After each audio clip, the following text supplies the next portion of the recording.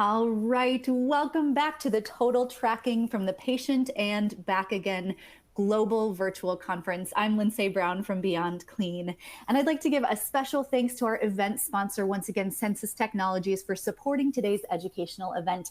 Census, your dedication to education is helping make today's event possible, and we are thankful. I am really excited to welcome you to our next session. We're going to switch things up a little bit by ditching the PowerPoints for a panel discussion with a diverse group of industry professionals. Hopping in to guide this conversation is someone many of you probably know, my Beyond Clean colleague, Hank Balch. Hank is the founder and president of Beyond Clean. He's a well-known industry writer, blogger, and social media connoisseur. He's written a ton of sterile processing articles. If you haven't listened to them or read them, check out our CE Credit Hub on beyondclean.net. Joining us for the panel is Cody Trout, Director of Central Sterile at Williamson Medical Center. He's an experienced customer service manager with a demonstrated history of working in the healthcare industry.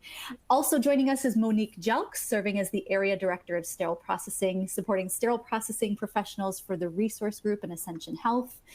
She's a dedicated sterile processing professional who is also one of the candidates for president-elect of HSPA. Joining us as well is Tammy Heacock. Tammy is the Director of Sterile Processing at St. Elizabeth Healthcare, experienced business operations manager with a demonstrated history of working in the hospital and the healthcare industry. This is a powerhouse panel, and I am so excited. Your department uses an electronic tracking system. If it does, now what? How do you interpret the data? When can you start improving workflows and department processes with that data? Does this all seem overwhelming? Well, these experts are going to give us their insights. So get ready to discover key best practice techniques for data collection and analysis. Welcome to the virtual stage, Hank, Monique, Cody, and Tammy. Awesome. Thank you, Linz. And welcome, panelists. And welcome everyone tuning in. We got a fantastic showing for this conference. I've been calling it across social media the largest sterile processing surgical instrument tracking conference in the world, maybe in the history of our industry. So we got some big shoes to fill this afternoon with our panelists. And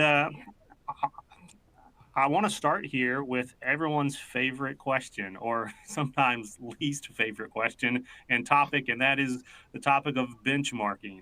I think from the consulting side of the business, this is probably the number one question that I get from department leaders, from administrators.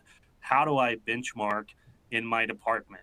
Or the number one question that we see in the Facebook groups for sterile processing is, how many trays per hour should you be able to process? So we're going to talk about some of those questions and get behind the questions as we go. But I want to let folks know we're going to kind of change it up a little bit, as Lynn said, during this session.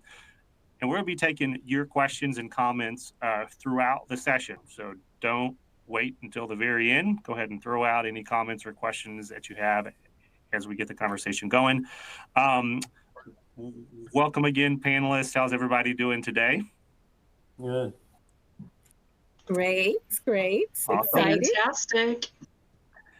So let's set the stage, Cody. This was kind of your brainchild. You reached out to me and said, hey, I got an idea, Hank. And by the way, I love when the audience does that. So if you got ideas for great shows, for conferences, for podcasts, like email us. Any of us on the team, we'd love to hear from you. We'd love to take those ideas because that's what it's all about. What do you want to know? Who do you want to hear from? Let's have a conversation on the platform. So Cody, for you, what prompted this topic? Why are you so interested in the benchmarking data question? Well, I didn't feel pressured before, but now I do. So thanks for that. I'll own this. But yeah, I mean, you know, you can't really measure success or failures unless you measure something, right? And so you have to be able to, one, sell to the executive staff that what you're doing is working or not working, and you got to be able to put on display the things that you're in need of, whether it's staffing or equipment or training. and the only way to do those things is to measure and show your deficiencies and own them for that matter. Now, I know, Monique, I reached out to you after Cody reached out to me, and I said, hey, I've got this idea, for this topic.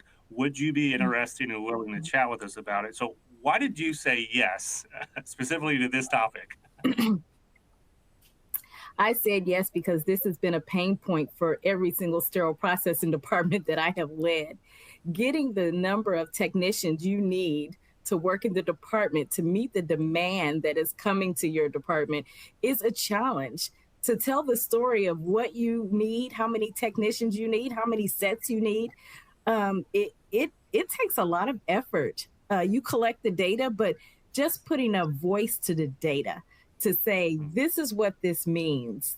This is how many sets you have. This is how many sets we can build in a day.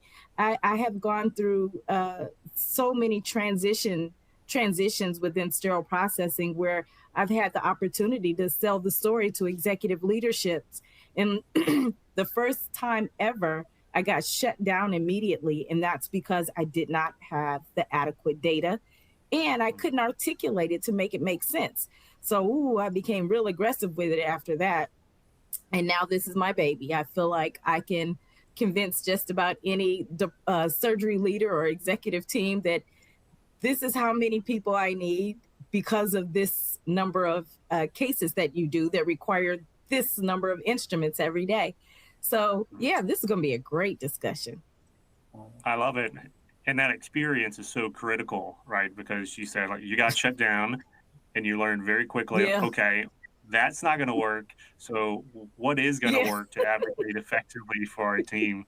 On your side, Tammy, do you have an experience like that, or what prompted you to get interested and excited about a topic that, if you're not into data, I guess it could be a little boring.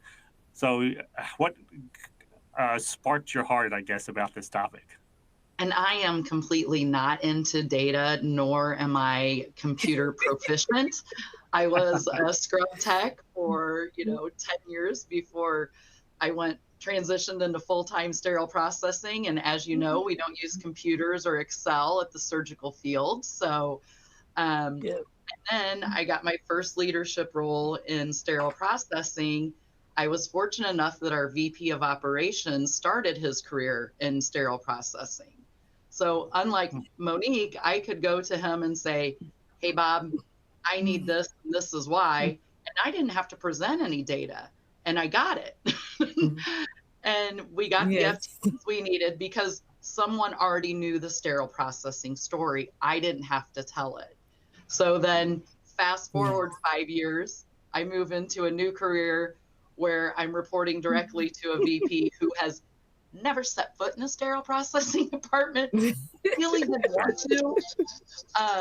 But then I had to tell the story, right? I had to ask for 25 more FTEs and a cart washer and a new Sonic and a new 100 NX and all these things. And I'm like, how do I tell the story? Because Tammy said wasn't working for me. Exactly. This was a struggle for me. And thank goodness they had the same tracking system. So I kind of knew how to get some reporting and reached out to some friends and was able to get it done. But, the struggle was real. And we'll be talking a lot about that kind of story piece, putting the pieces of the puzzle together. Because just like Monique said, the data is powerful for administrators, but as we'll talk about here later, the people part of this is powerful for your team. Even though your team also values data in different ways, you got to link those two together. So let's start, before we get too far into the weeds and the specific, let's start with some misconceptions out there, because we throw out this term benchmarking a lot. And I'm not sure everyone understands the definition or maybe even agrees with the definition, depending on how we're using it. So how would y'all define the misconceptions or maybe those incorrect assumptions out there at the technician level when it comes to this conversation around productivity and benchmarking and the value? Can I take this one? I just been chomping at the bit about it because I see this word a lot, especially with executives. And benchmarking myth is that we're all measured to the same standard. And that is not true for sterile processing because all of us have different levels of intensity and different levels of productivity. We're even differently shaped and sized, right? When you talk about benchmark, it's good when you're talking apples to apples, FedEx to Amazon, right? They do boxes, they move boxes, they have logistics. Sterile processing, we're driven by patient demand and surgical services. So the women's hospital that only does women procedures is not going to measure up to the orthopedic hospital that only does orthopedics. So you can't benchmark from that sterile processing department to the other sterile processing department. We have the same principles, the same goals, but it's a totally different level of work. And so I think the misconception is that you can go to one sterile processing and use their best practices as your own. And that's a misconception. That's a great point. The apples to apples. Yeah. On that point, Cody, have you had similar experiences or conversations, maybe with administrators or maybe other department leaders and other departments, other hospitals that have asked, hey, like, how many trays do you do? Or I came from a hospital and they were doing this many trays and this many people. And you run into that comparison that Monique's talking about, that it wasn't a one-to-one in terms of data, but they were trying to force the square peg into a round hole. Yeah, absolutely. I mean, Yeah. we've partnered, and I've partnered with some other surgery centers and things like that. And the question that it's not a matter of if, but it's when it comes is how many techs should my trays be producing an hour? And I always give the same question, the same answer, and that's not a fair question because not all trays are created equal, not all shifts are created equal, not all surgeries are created equal. Mm-hmm. And I think the examples that Monique gave, they highlight that doing a woman's procedure compared to a robotic procedure, compared to a major orthopedic revision. I mean, they're not the same. They're not the same demands. They're not the same personnel requirements. They're not the same training requirements. In some cases, you've got different equipment requirements, and some of that equipment is, hundreds of dollars, and some of it's hundreds of thousands of dollars. And so, when she said it's not apples to apples, I mean there's no truer statement, because the benchmarking for our industry, above everything else, in my opinion, it has to be adaptive, because each location within one division of one network of hospitals is going to be different from the next. And so you'll be able to compare similarities, but there's not going to be one number that works for all facilities. There's not going to be one number that works for all the surgery units in one major hospital, because their focus and their requirements and their personnel are going to be different for each one, even if they all did the exact number of procedures, because the procedures can vary so greatly. If you disagree with Cody, I want to hear it in the Q&A section there at the bottom. If you know the magic number. So Cody said there's not a magic number that we can, umbrella and scale across the entire industry. But not to say that you have to believe that there is a magic number, but if you've had experience with a scalable benchmark that you found success in multiple different facilities of different sizes and shapes and volumes, I'd love to see it in the Q&A tab. You can just send us a little note here. Tammy, from your perspective, is there anything else out there in this conversation that is often confused or conflated around productivity and benchmarks? Well, I mean, both Monique and Cody nailed it, so it'll be difficult for me to expand upon it. But we just had a conversation with one of our OR nurse managers the other day, And the statement was, "We haven't increased our surgical volume. I don't understand why you're unable to turn trays over like we used to." Mm. Completely accurate statement, except for we haven't increased the number of cases we do every month or every day, but we've almost tripled the number of robotic cases that we do. We all know how long Yes. it takes to soak the arms and the cameras, right? Mhm. Those take a lot Mhm. longer to process than a general procedure tray. Yes. And we've also seen a large uptick in our total joints. And as Cody and Monique both know, you're looking at anywhere from 12 to 20 trays on each case cart. All of them have to go through the Yeah. sonic. I mean, unless you guys have absolute rock stars in the OR, they tend to come down with a little bit of bone and bioburden, maybe just a little bit dirty. So they take a lot longer to process just in decon. And then Tammy, you have if, to pull out every acetabular reamer and inspect it with a microscope to make sure there's not that chip of bone in there. They just take a lot longer to process than, like I said, we had a lot of gynecological procedures. Tammy, if I could piggyback up on what you were saying too, the comment that the total number of cases we're doing hasn't changed. Well, that may be the case, but what your point was is the complexity of the cases has changed. Yes. But yes. If you're a lifer at that facilities, well, the standards have changed too. Just last year, lab testing went from being a good idea to mandated. Well, now every lab tray, every lab instrument in every lab tray, we got to do insulation testing on. You just added a couple of minutes to every lab tray we touch. Same thing with orthopedic vendor trays. I mean, it used to be a suggestion that you sonic them if they were grossly contaminated. Now it's in every IFU. I haven't found a vendor yet that says, don't worry about throwing that in the sonic, you're good. Yeah, that's a whole nother discussion right there, talking about the vendor trays, because that's a whole nother level of inspection. And now you're doubling the time because your eyes aren't used to looking at these instruments. And now you're taking triple time to decontaminate them, to inspect them, because you're not familiar with them. They don't come to your facility that often. So that brings a whole nother dynamic to what we're measuring and how we're stating what we need, right? Is it a fair assessment for the panel? I kind of want to get each one of y'all to answer in your own experience here, that today we don't quite have all the data that we could have or that we would like to have around how that case complexity impacts our staffing needs. Like Tammy highlighted it, is like, obviously, if we've got a lot more robotics and complex procedures, it's going to have an inverse effect on how much.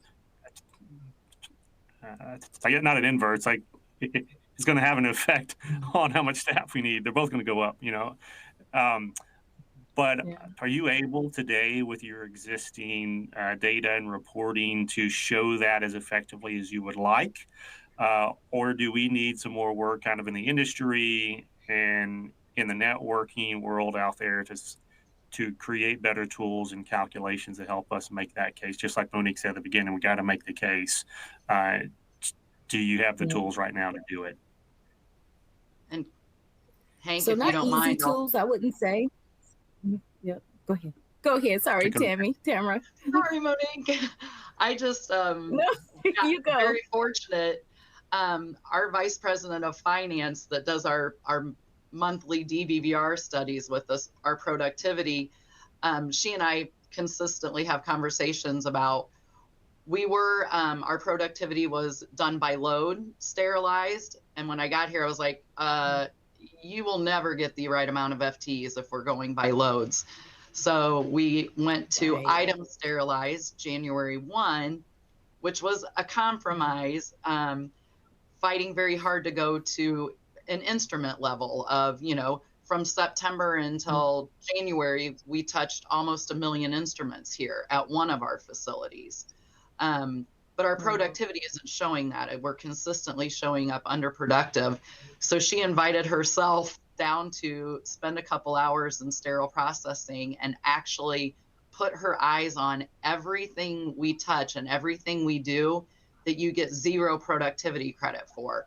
Like Monique just said, we have to decontaminate those vendor trays that are not going to get sterilized again, right?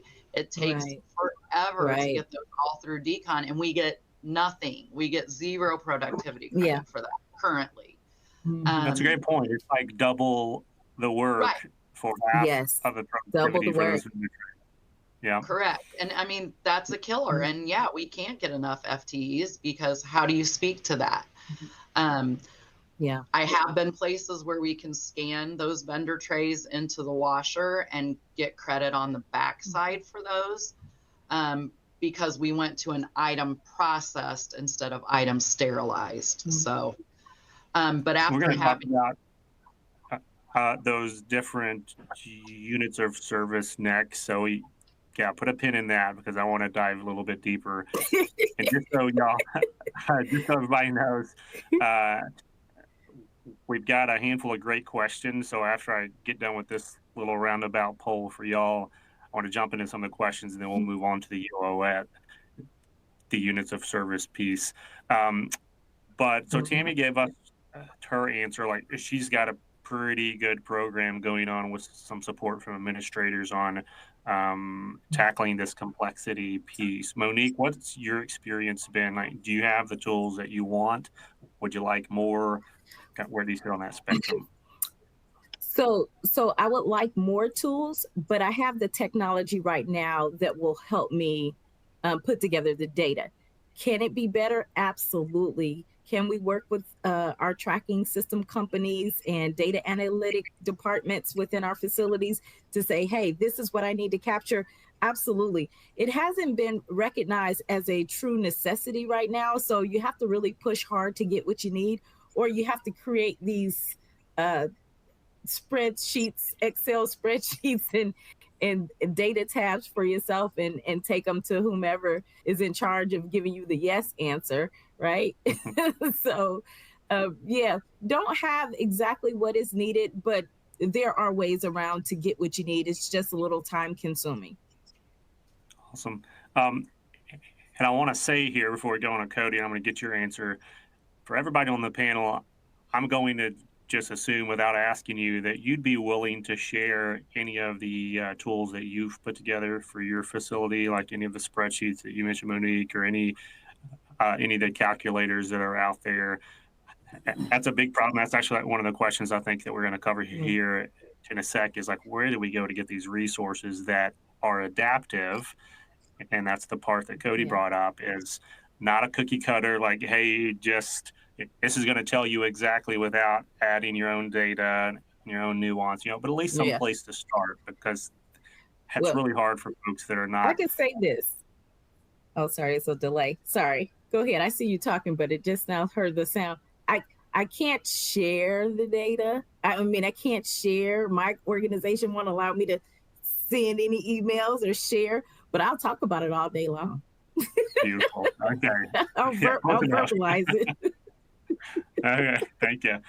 So, Cody, what about you in terms of tools to prove this complexity piece, right? That's the particular question that we're asking here is like, can you show with current tools or tracking systems that as the case complexity or as the instrumentation of these cases change in terms of time required, and it's going to have an impact on your overall productivity?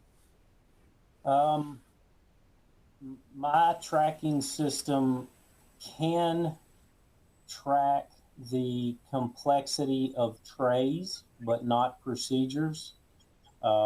It is a high labor input on the front end. You have to make that investment on the front end, and you basically have to take the time to, I guess I want to say value each tray.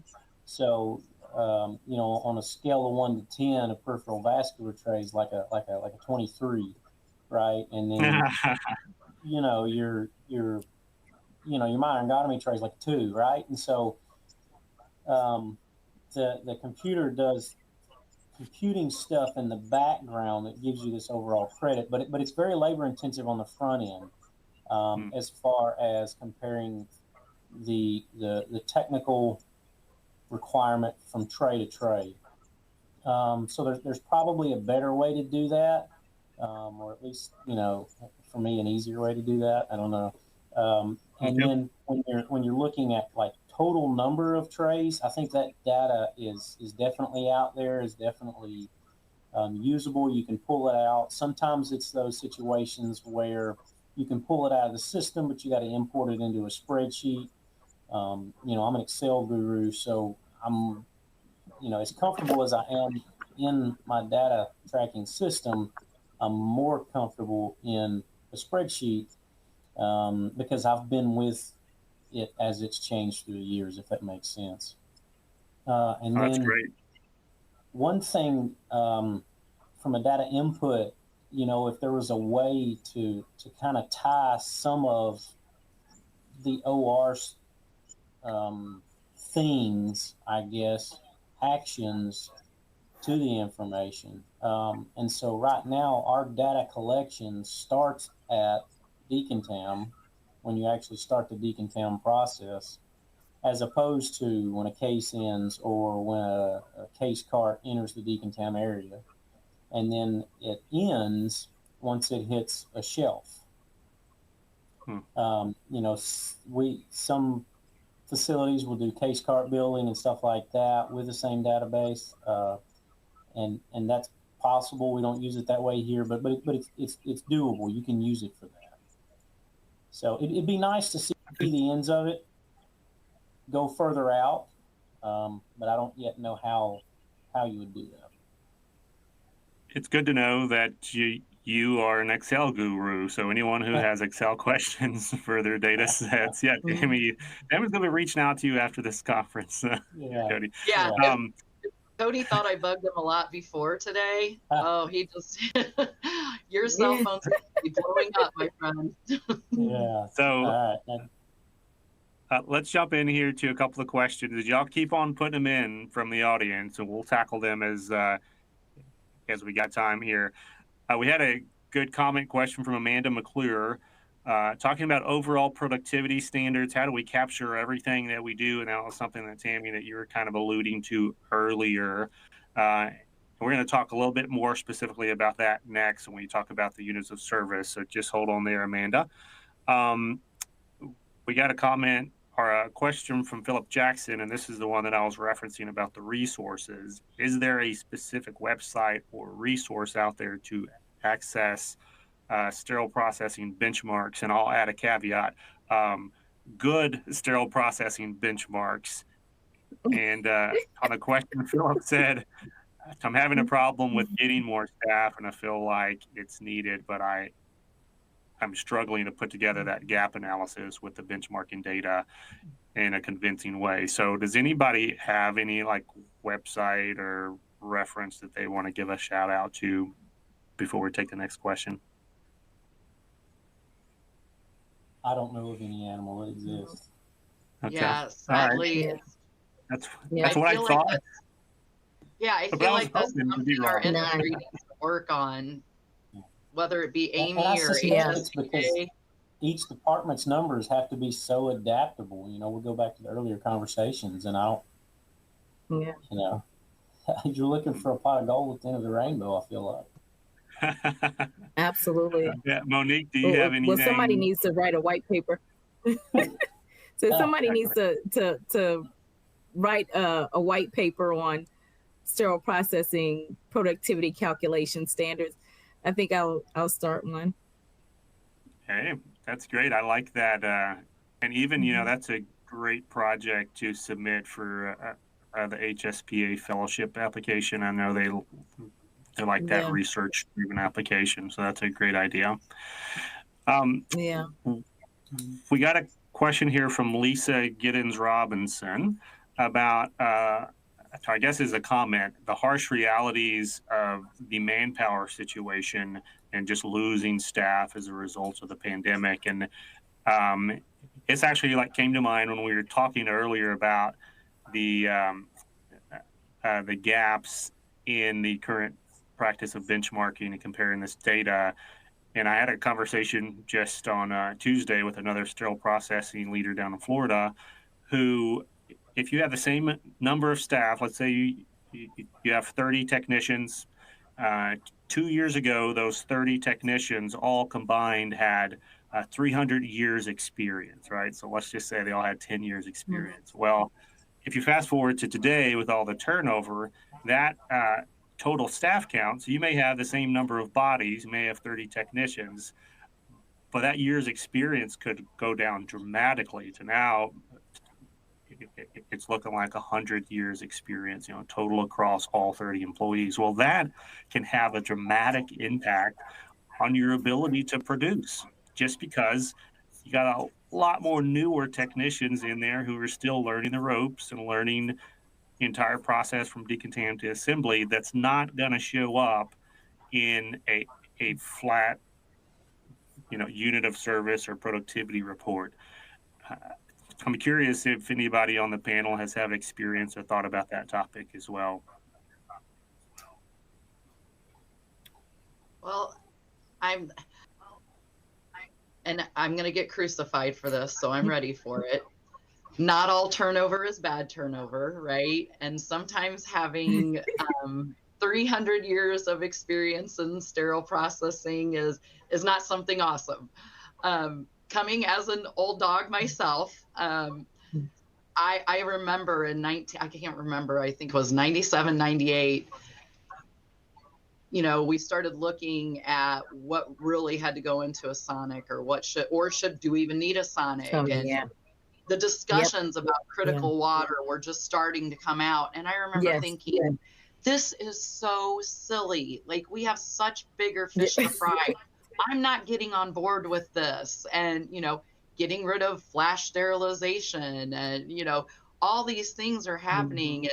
And sometimes with our veteran technicians, and sorry, Hank, I know I'm going down a different path here, but sometimes they're very change adverse. And so the pandemic, I think, allowed us to get some fresh eyes into sterile processing that we were able to mold and grow into something awesome. Not that 300 years of experience isn't awesome. And there are veteran techs out there like myself that now are like, I love change. I'm like, what's coming around the corner next week? What do we have going on? So please don't hate me for the comment, but I think that's great.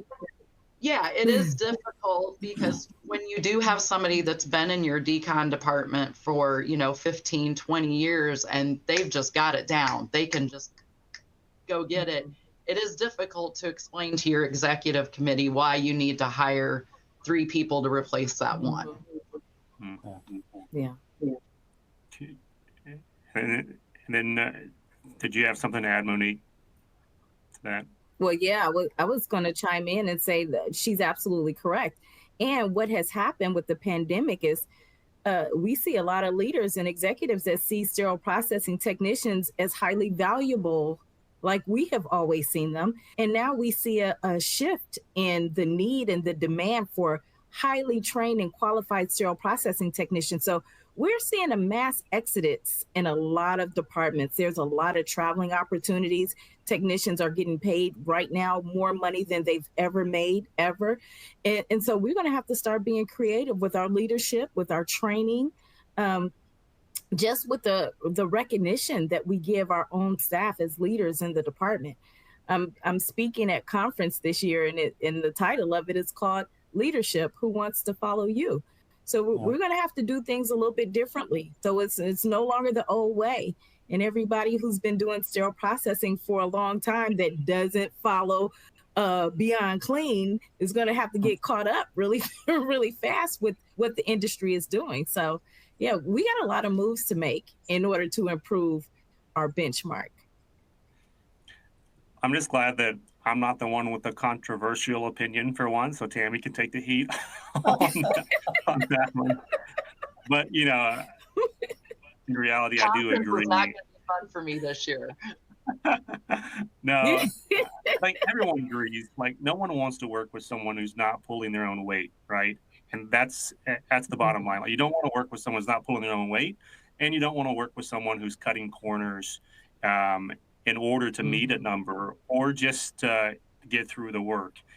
And even though that's not the status quo for technicians. I think the vast majority of our workforce out there uh, is focused on doing the right thing, on fighting dirty every instrument every time, like we like to say.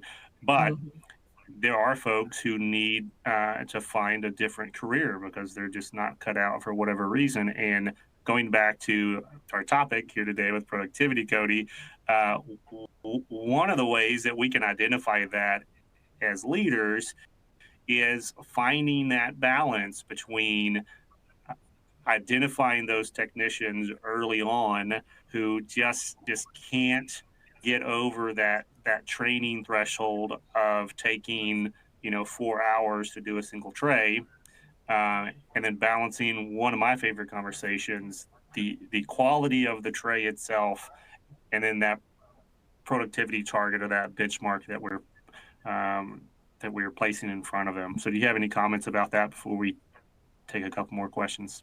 Yeah, so, we had briefly spoke earlier, and I don't know if you recall or not, but when I reestablished all the benchmarks here locally, we left the production number off of it, right? And so there's a lot of people that are like, what? No, so we weren't measuring production. We weren't measuring the number of trays that you crank out. Now I really got people's attention. But what we were measuring was our customers, our end users, our clinics, obviously our surgery.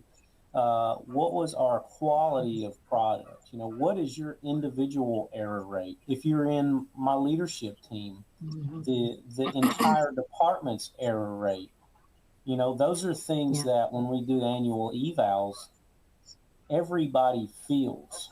Your individual error rate, your tray completion rate, meaning if you put a tray up missing an instrument or two, the IUSS rate, when you start measuring those things and putting those things out for public consumption, it's amazing how the team will manage itself. And in a lot of departments, we post those numbers on a monthly basis, and we don't do it like with the intent to shame anybody. It's never about that. So any errors that are made, we post for the intent of education, right? We don't want to make the same error twice, ever. I wish I could say that it doesn't happen, but it does. But we never want to, and the other technicians can learn from their teammates. But what happens is almost like a competition, and so they almost drive themselves to be the highest decontaminant, the highest tray producer, the highest item count, and when we look at production, we look at tray count and instrument count, right? Because I don't want somebody sitting back assembling a bunch of 5 instrument trays, and at the end of the month they've produced 700 trays while their cohort has produced 200 trays, but they got 63,000 instruments because they're not the same thing. So we post both, and everybody can see who's pulling their weight and who's not. Caveat is to that the things that you don't measure or you can't measure.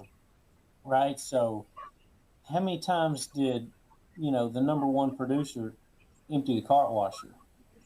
How many times did the number one producer empty the washer disinfector? Right. Because then that starts. And so that you either have to take on a management role with that, or you have to find a way to measure that. And with our tracking system, you can measure that and you can post that. And the team almost takes care of itself because, everybody wants to be a winner. I wouldn't say everybody wants to be number one, but everybody wants to contribute. Like nobody raises their hands and says, hey, I want to halfway do my job today, right? Nobody does that.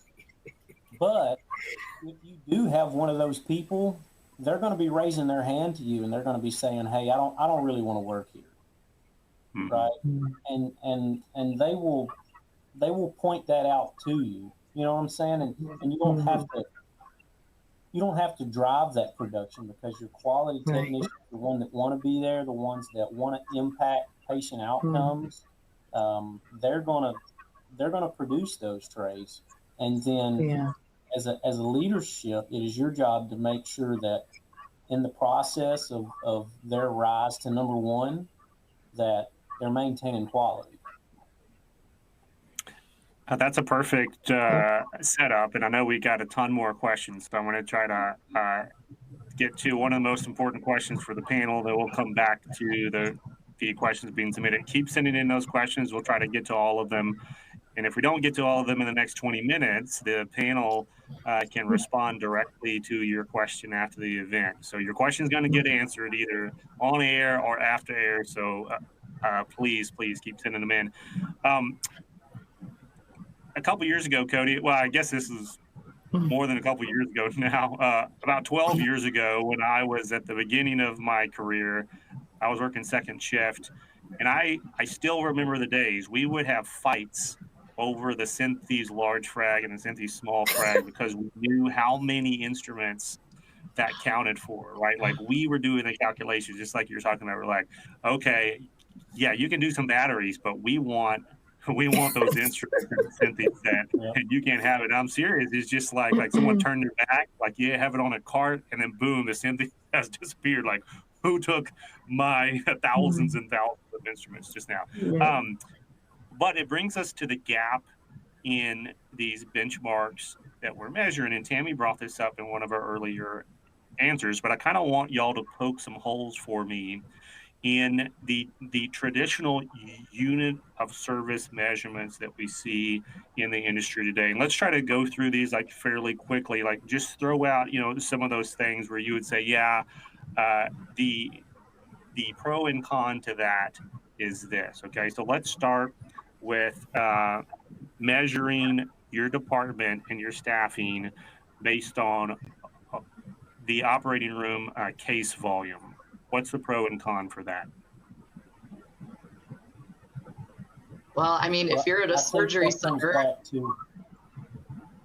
sorry, Cody, go ahead. No, you go ahead.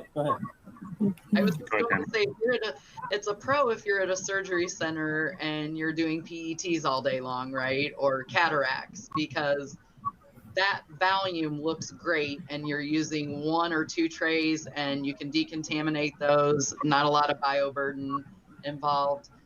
The downside of that is if you're an orthopedic center or robotics and you're doing the same number of surgeries, there is a lot more that goes into doing a robotic case, like we talked about earlier, or an orthopedic case than there is putting tubes in a child's ears. So, and how about add this to it? How about if you're at a level 1 trauma center and you have a gazillion add-ons during the day, and so you can't go by your surgery schedule. You have to be prepared for everything, right?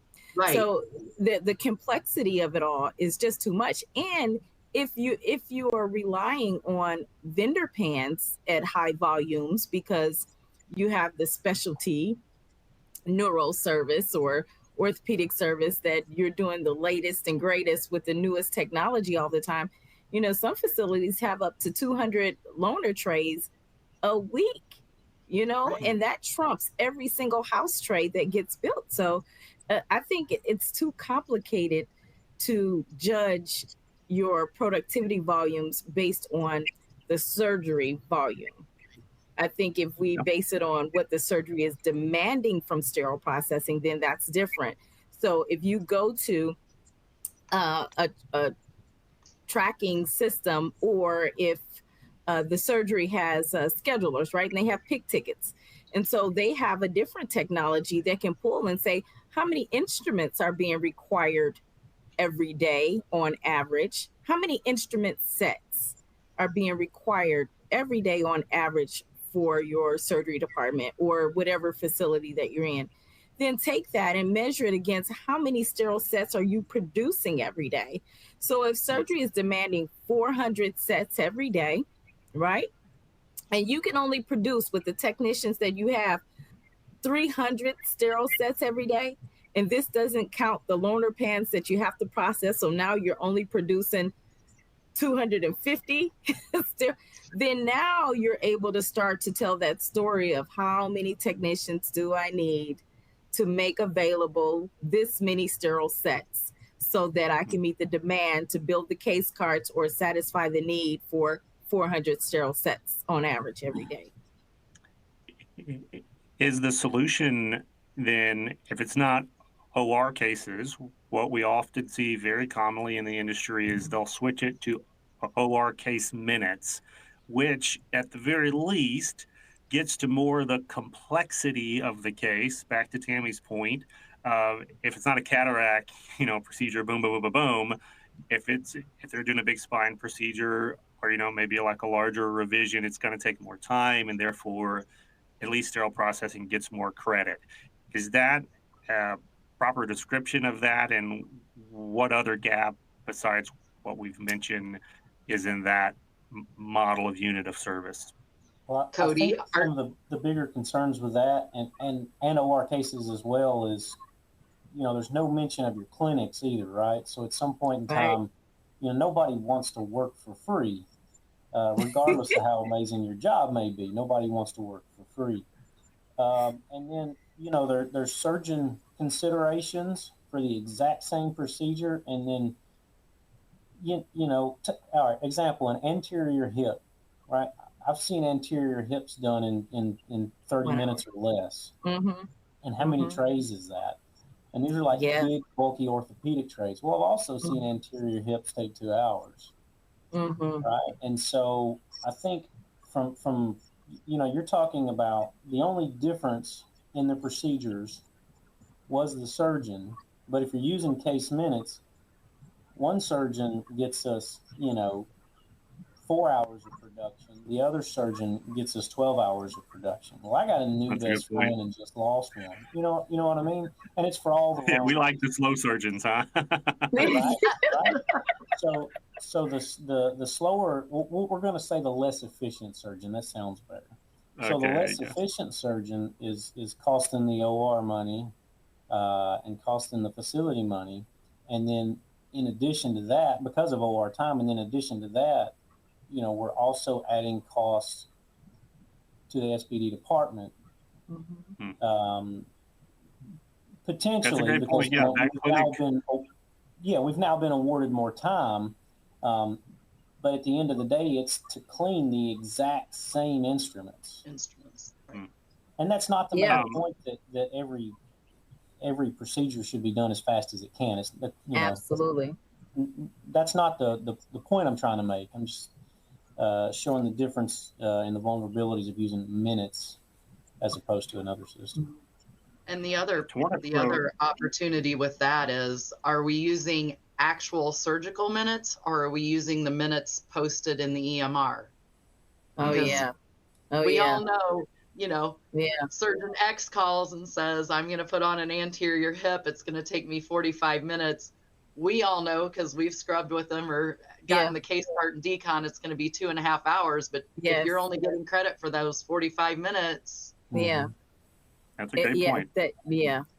And just like all surgeons aren't created equally, neither are all sterile processing technicians. Right. So, you have the dynamo sterile processing technicians that can pump out more sets than anybody, but may kick back an error maybe every once a couple of months, missing a required instrument or whatnot. Then you have the very slow, high quality producing sterile processing technician who never makes an error, but you're not going to get a high volume of productivity out of that person. So even in our department, it's the same. We want high quality, but we also want to get those sets out of the department and sterile and available. So it's a catch-22 for us when it comes to calculating our abilities. Yeah, they're like little rat terriers. They'll search the entire department for one little clamp. They're going to find that clamp. I'm not putting up a missing tray. No, so serious. It's a whole other topic on missing instruments. We need another show for that. Okay, round 2. We'll make it happen this summer. We got about 10 minutes here.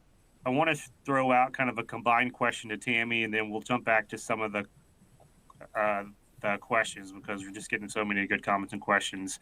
And you kind of spoke to this, Tammy, but I just want to get your perspective on it one more time.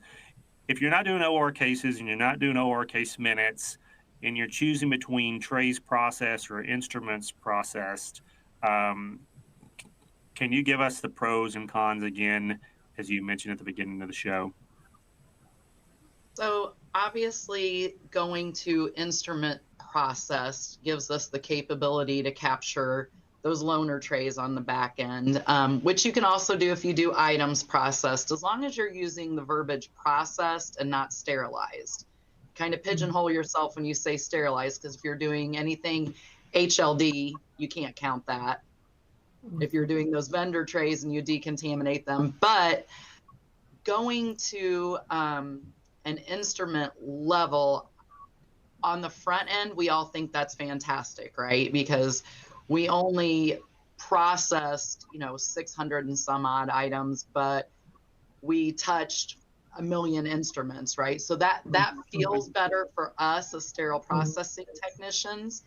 The con to that is you have to have a very robust instrument tracking system that will allow you to do that. Otherwise, it's a lot of extra work for maybe not that much benefit.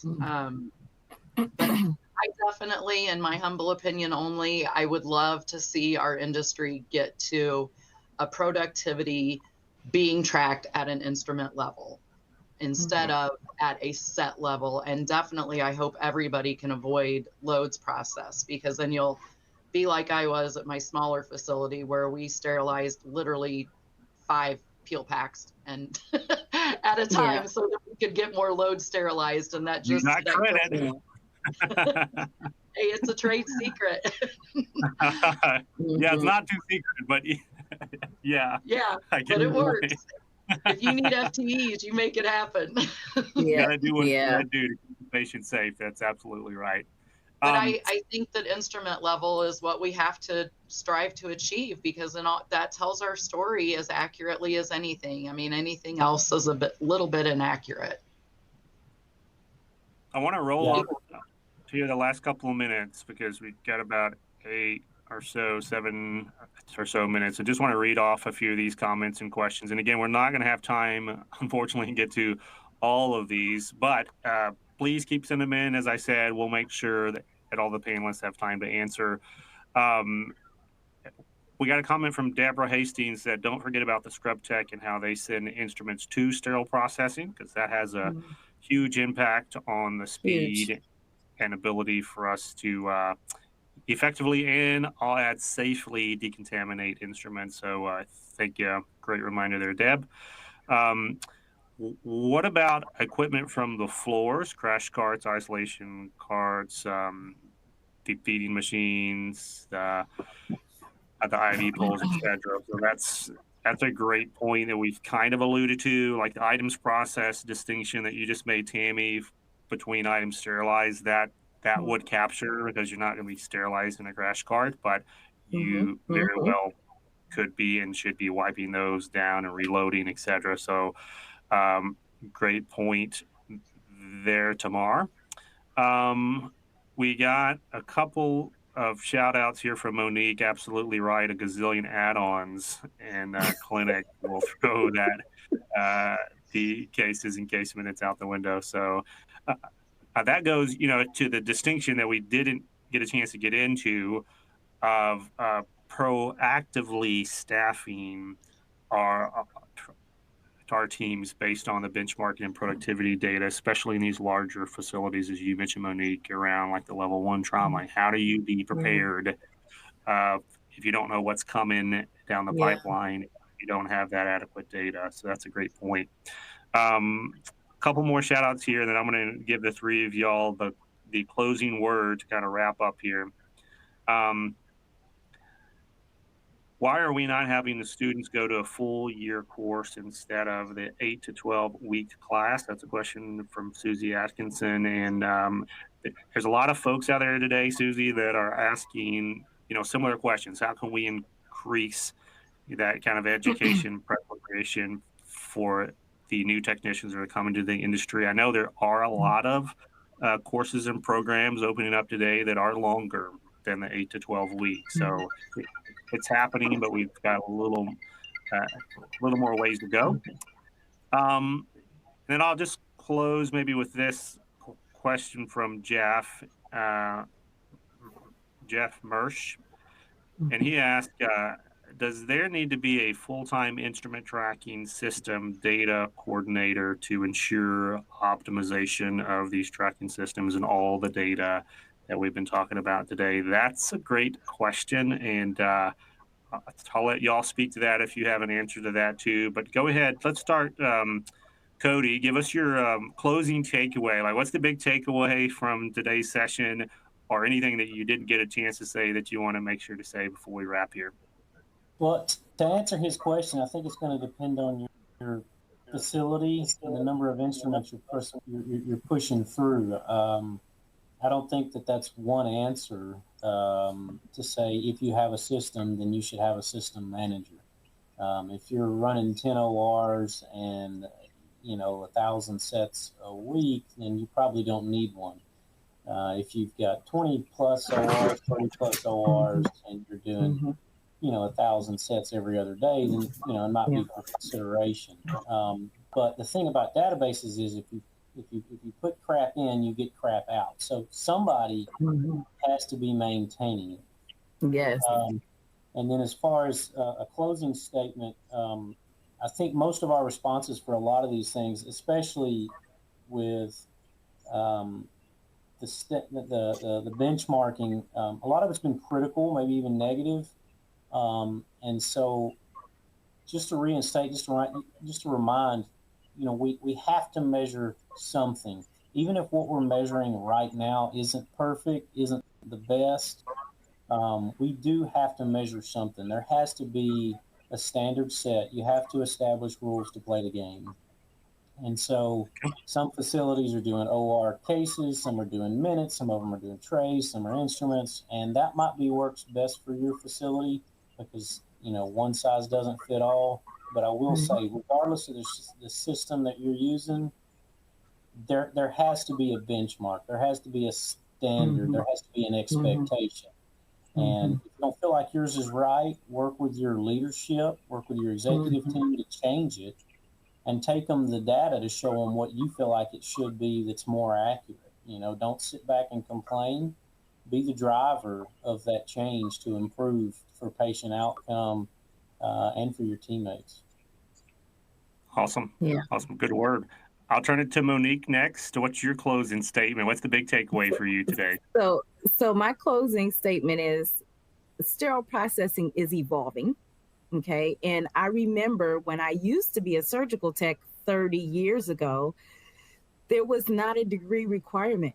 Now there is a degree requirement. We are following right behind all of the other surgery professionals. So we need to start being the professionals that we're evolving into. And that means get to know your processes, track the data, understand what you're doing, learn more about the industry, right? Come out of your siloed one facility that you only work in and been there 20 years and discover what else is out there, because we're changing, we're evolving. Just like the robotics surgeries have happened, we're now required to know more and do more. And so it's time for us to rise up into a profession that is moving really fast. Learn and study. Attend conference. Yeah, Great word. Great word. Tammy, I'll let you have the last word, and then we'll turn it back over to Lindsay. Well, my big takeaway is the fact that Cody is an Excel expert. So, that's going to be my big one for the day. I'm going to pay for that one. Oh, yes, you are. But in all honesty, Cody and Monique are both spot on. Number one, we have to benchmark something. Some places are not. I've not been privileged enough to work at one of those, but I've been a consultant at one of them. They didn't measure productivity. They measured their error rate. So instead of measuring productivity, they measured how many trays they did in 1 month and how many errors there were. Okay. So, I mean, if your facility will allow you to measure that, because that's a lot easier if you don't have a great instrument tracking system, it's a lot easier to track that. So making a benchmark doesn't have to be standard productivity. You can make it whatever your facility will allow you. But if you're a leader, you need to make sure, and even if you're a frontline team member, make sure that your executive committee understands what sterile processing is. We're not the dishwashers in the basement. Yes. You know, I mean, it's such a misnomer. Like Monique said, when I was a scrub tech, you know, I scrubbed in the OR, went downstairs, reprocessed my own instruments. And if you think about even the difference between processing Da Vinci Xi or SI instruments to XI and how complicated those got and how quickly that happened, we do have to look at ourselves as professionals and not dishwashers. But it starts with us. You know, we have to act like professionals. We have to be proud of what we do, and we have to strive to make ourselves better. I love it.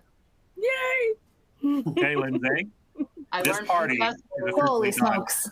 You guys, I am just like captivated by this conversation, and based on all the comments that are coming through, so is everybody else.